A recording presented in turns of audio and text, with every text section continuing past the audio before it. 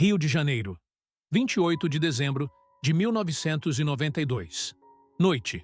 O set de gravação de Corpo e Alma está encerrando mais um dia. As luzes de estúdio vão se apagando uma a uma. Técnicos recolhem cabos. Maquiadoras fecham maletas. O zumbido constante da produção vai baixando de volume até virar silêncio. Ela sai, jovem, cabelos escuros, 22 anos e uma carreira que o Brasil inteiro estava começando a notar.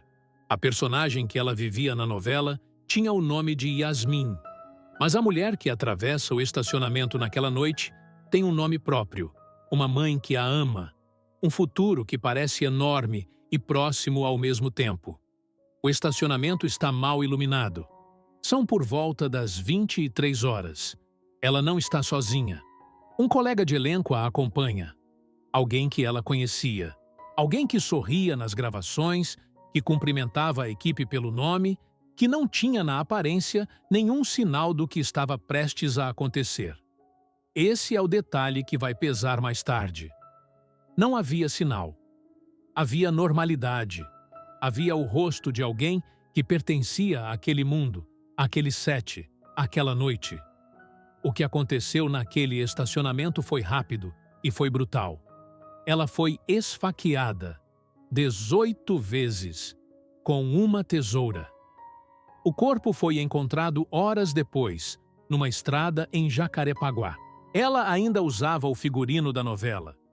O Brasil acordou no dia 29 de dezembro de 1992 com uma notícia que não cabia em nenhuma categoria conhecida. Não era acidente, não era tragédia aleatória. Era um crime cometido dentro de um universo que o país inteiro acompanhava toda noite na televisão, e cometido por alguém que fazia parte desse universo. O nome dela era Daniela Pérez, e a história que começou naquele estacionamento ainda não terminou. Daniela Pérez nasceu em 1970, no Rio de Janeiro. Filha de Glória Pérez, uma das autoras mais importantes da televisão brasileira, ela cresceu dentro de um universo onde histórias eram a matéria-prima da vida. Desde cedo, aprendeu a língua da dramaturgia, o ritmo de um diálogo, o peso de uma cena, a diferença entre representar e sentir. Não foi a mãe famosa que abriu as portas para ela. Foi o talento. Daniela estudou atuação com seriedade. Não queria ser filha de, queria ser ela mesma. E tinha o que era necessário para isso. A câmera a encontrava com facilidade. Havia nela uma presença que não se ensina, uma naturalidade que os diretores percebem nos primeiros minutos de teste e não esquecem. Suas primeiras aparições na televisão foram pequenas. O tipo de trabalho que atores jovens fazem quando estão construindo algo. Sem pressa, sem atalho, com a consciência de que carreira não se ergue em uma novela. Ela sabia esperar. Sabia trabalhar. Quando Corpo e Alma estreou na Rede Globo em 1992, Daniela tinha 22 anos e um papel que o Brasil inteiro ia conhecer. Yasmin era uma personagem complexa, com camadas, com contradições, exatamente o tipo de papel que revela se um ator tem fôlego ou não. Daniela tinha. O público começou a notar. A imprensa começou a notar. O nome Daniela Pérez aparecia em entrevistas, em matérias de revista, em conversas sobre quem eram as novas vozes da dramaturgia brasileira. Ela estava no momento em que uma carreira deixa de ser promessa e começa a ser realidade. Glória Pérez acompanhava tudo isso de perto. Não apenas como autora da novela em que a filha trabalhava, mas como mãe. Aquela relação entre as duas tinha uma qualidade específica que quem conhecia o casal descrevia com consistência.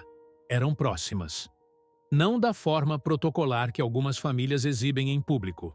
Eram próximas de verdade, do tipo de proximidade que se constrói em anos de conversas honestas, de confiança real, de amor que não precisa de ocasião especial para se mostrar.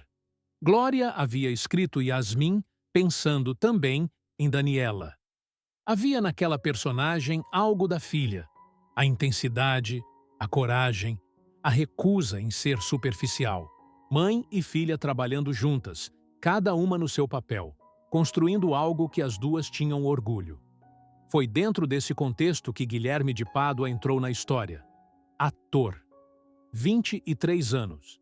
Escalado para corpo e alma como um dos personagens do núcleo jovem da novela. No set, era o tipo de pessoa que não levanta alarme, comunicativo, aparentemente integrado, sem arestas visíveis. Colegas de elenco conviviam com ele sem desconforto. A equipe técnica o tratava como qualquer outro ator jovem tentando se firmar. Daniela o conhecia. Trabalhavam juntos, dividiam cenas, dividiam o mesmo espaço físico durante horas de gravação. Havia entre eles a familiaridade comum de quem compartilha um set. Não intimidade profunda, mas o reconhecimento cotidiano de duas pessoas que fazem parte do mesmo mundo.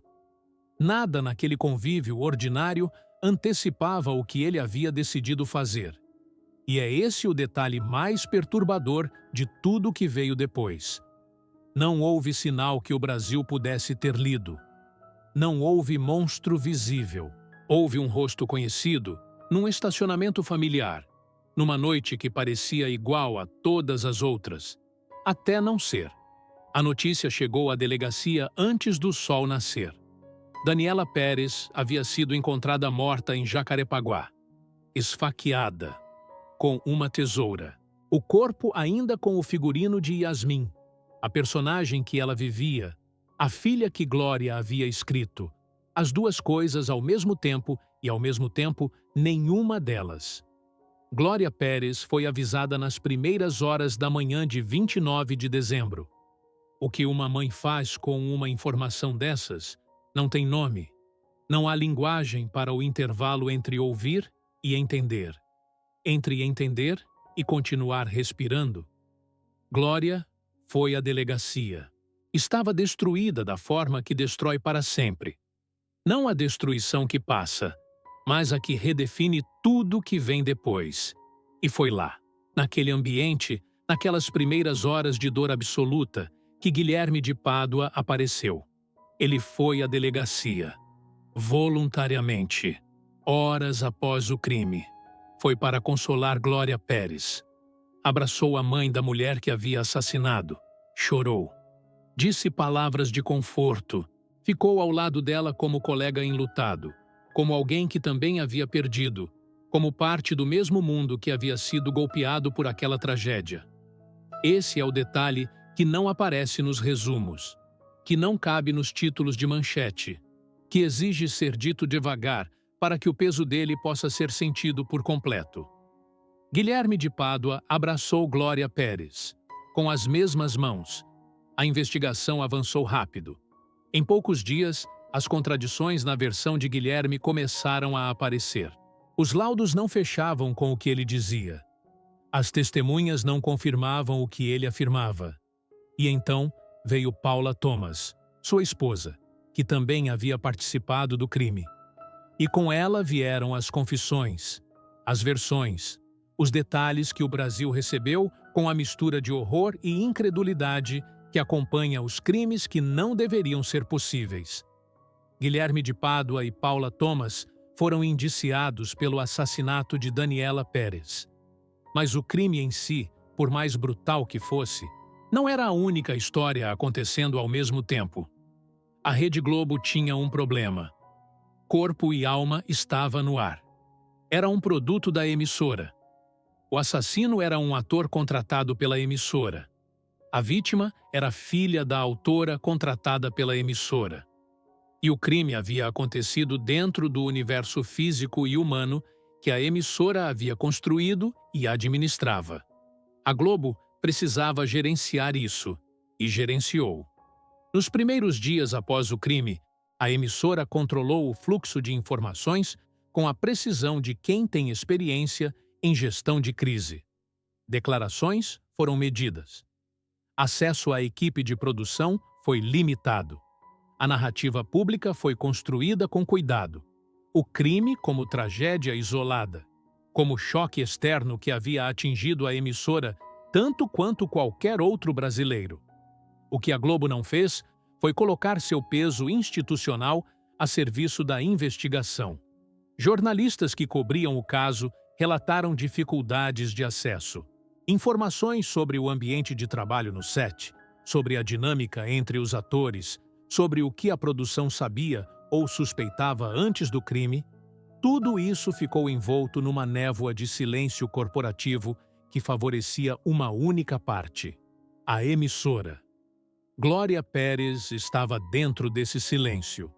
Contratada pela Globo, autora da novela, mãe da vítima, ela ocupava simultaneamente todos esses lugares. E o que ela viveu nos meses seguintes foi a experiência de uma mulher tentando gritar dentro de um ambiente que preferia sussurros. Ela não ficou quieta. Enquanto o processo judicial avançava, Glória identificou algo que transformaria sua dor em ação. O crime de homicídio doloso, o assassinato com intenção, não constava na Lei dos Crimes Hediondos aprovada em 1990. Isso significava que os assassinos de Daniela poderiam ter acesso a benefícios legais que crimes equivalentes em brutalidade não permitiam. A classificação jurídica não correspondia à realidade moral do que havia sido feito. Glória decidiu mudar isso. Não como gesto simbólico, como campanha real, com estratégia, com pressão, com a consciência de que o sistema não daria essa mudança de graça, precisaria ser forçado. Ela usou a novela, Em Barriga de Aluguel, que escrevia na época, inseriu uma campanha de coleta de assinaturas pedindo a inclusão do homicídio doloso na Lei dos Crimes Hediondos. O apelo foi ao ar na televisão mais assistida do Brasil, e o Brasil respondeu. Mais de 1,3 milhão de assinaturas foram recolhidas. Uma petição popular de dimensão histórica, nascida da dor de uma mãe que transformou o luto em legislação. Em 1994, o homicídio doloso foi incluído na Lei dos Crimes Hediondos. Glória Pérez havia feito sozinha o que o sistema não havia feito por conta própria. Guilherme de Pádua foi condenado a 19 anos de prisão. Paula Thomas, a 18. Mas o sistema que deveria garantir que a pena fosse cumprida também falhou. Guilherme cumpriu menos da metade da pena, foi solto, converteu-se ao evangelismo, tornou-se pastor, deu entrevistas em que falou de perdão e redenção com a mesma facilidade perturbadora com que havia abraçado Glória Pérez naquela delegacia. O Brasil assistiu a tudo isso com a ambivalência característica de um país que não resolveu o que fazer com seus criminosos quando eles adotam a linguagem da salvação. Glória não silenciou, nunca silenciou. Em cada aniversário da morte de Daniela, em cada entrevista, em cada oportunidade, ela nomeia, ela lembra, ela recusa que o tempo transforme o crime em nota de rodapé. Porque o tempo é o maior aliado do esquecimento. E o esquecimento, nesses casos, não é neutro. Ele sempre favorece quem quer que a história não seja contada. Glória Pérez sabe disso. E continua contando. Daniela Pérez teria 54 anos hoje. Essa frase precisa ser dita. Não como exercício de imaginação, mas como recusa ao apagamento. Porque existe uma tendência confortável de cristalizar as vítimas no momento do crime, de deixá-las para sempre, jovens, para sempre no figurino, para sempre no estacionamento. Como se a morte fosse também uma âncora que impede que a pessoa continue existindo no tempo. Daniela não pode ter 54 anos, mas merece ser pensada como alguém que os teria. O que esse caso revelou, e continua revelando, vai muito além de um crime cometido por 2 jovens atores numa noite de dezembro. Revela como instituições poderosas funcionam quando o interesse institucional entra em conflito com a verdade. A Globo não inventou o assassinato de Daniela Pérez, mas administrou as consequências dele com uma prioridade clara: proteger a emissora antes de proteger a memória da vítima. O silêncio corporativo que cercou as primeiras semanas do caso não foi acidente, foi gestão. E essa gestão teve custo real, em informações que demoraram a chegar, em perguntas que não foram feitas, em um ambiente de trabalho que nunca foi completamente investigado à luz pública. Isso não é especulação. É o padrão que se repete toda vez que uma instituição grande demais para ser abalada se vê ameaçada por uma verdade inconveniente. O protocolo é sempre o mesmo: controlar o fluxo, proteger a marca, deixar que o tempo faça o trabalho de suavizar o que não pode ser apagado. O que a Globo não contava era com Glória Pérez, uma mulher que havia perdido a filha dentro do universo que ela mesma havia construído, que estava contratada pela emissora que preferia silêncio, que tinha todos os motivos para se dobrar, pelo luto, pela pressão institucional, pela exaustão de lutar contra algo muito maior do que ela. Não se dobrou. Glória Pérez fez o que mães que transformam dor em história fazem. Pegou o que havia sido feito contra ela e converteu em proteção para outras pessoas. A inclusão do homicídio doloso na lei dos crimes hediondos não foi um presente do Estado brasileiro. Foi uma conquista arrancada por uma mulher de luto, com uma campanha de televisão e 1,3 milhão de assinaturas contra a inércia de um sistema que preferia não mexer no que estava quieto. Essa lei protege brasileiros até hoje. Daniela Pérez nunca saberá disso, mas está em cada processo que tramita com mais rigor por causa do que a mãe dela fez. Existe uma injustiça específica em casos como esse que raramente é nomeada. A vítima vira símbolo, e o símbolo, com o tempo, apaga a pessoa. Daniela Pérez vira caso jurídico, vira data no calendário, vira referência em debates sobre legislação penal. E a jovem de 22 anos que atravessava um estacionamento naquela noite, com planos, com sonhos, com uma carreira que estava apenas começando, vai sendo substituída pela abstração. Glória Pérez luta contra isso também. Luta para que Daniela continue sendo uma pessoa, não apenas um precedente. Esse é o manifesto mais silencioso e mais poderoso de todos. O de uma mãe que se recusa a deixar que o sistema transforme a filha em número. Daniela Pérez foi uma pessoa, foi uma atriz, foi uma filha. E foi assassinada por alguém que horas depois abraçou a mãe dela numa delegacia e sorriu. O Brasil não pode esquecer nenhuma dessas frases, especialmente a última.